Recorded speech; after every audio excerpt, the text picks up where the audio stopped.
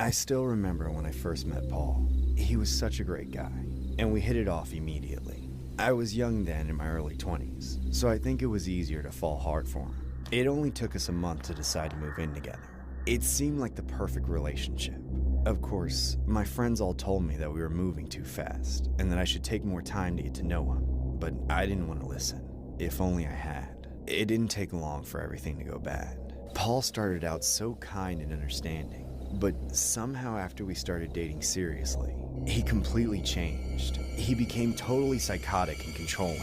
At first it was smaller things. He would always decide what we were going to do, and would never listen to any of my suggestions. But then he became crazy jealous too.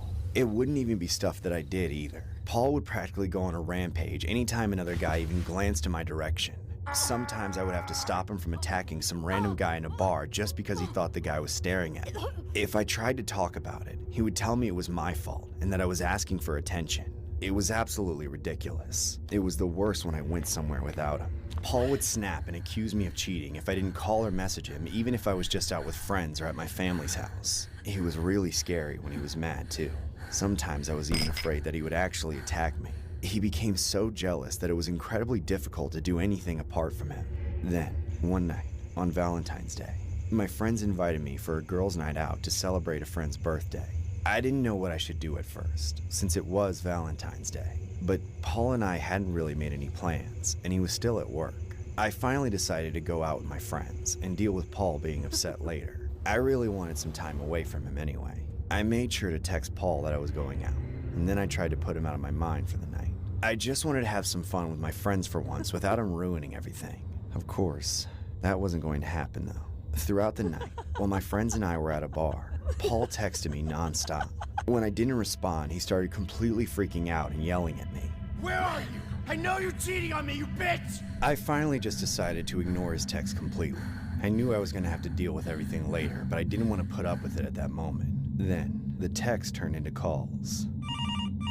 After the first couple calls, I put my phone on Do Not Disturb.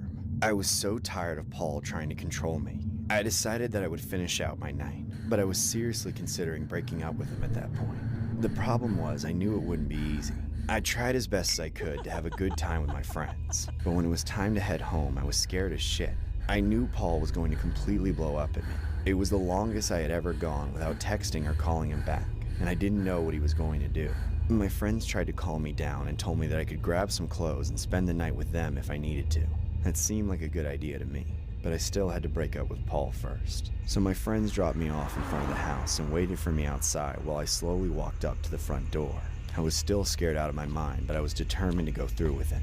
I couldn't keep letting Paul control my whole life. When I got to the door, I paused a second to psych myself up. I figured that I would go in and grab my clothes first, and then I would break up with Paul right before I left. I didn't want to give him any time to react. After a final deep breath, I went to open the door.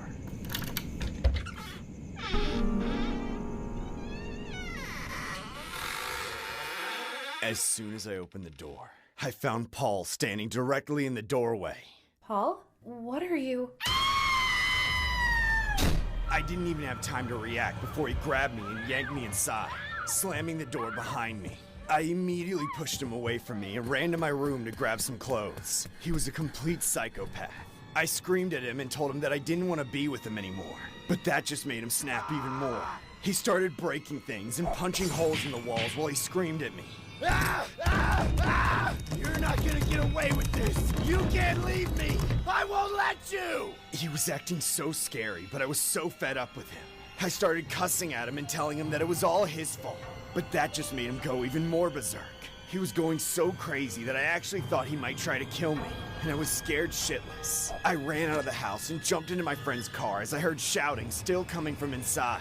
I screamed at my friend to get the hell out of there, and she started pulling out of the driveway as fast as she could. Just as I thought I was safe, Paul came running like a bat out of hell and jumped onto the car. He started hacking at the car with a knife.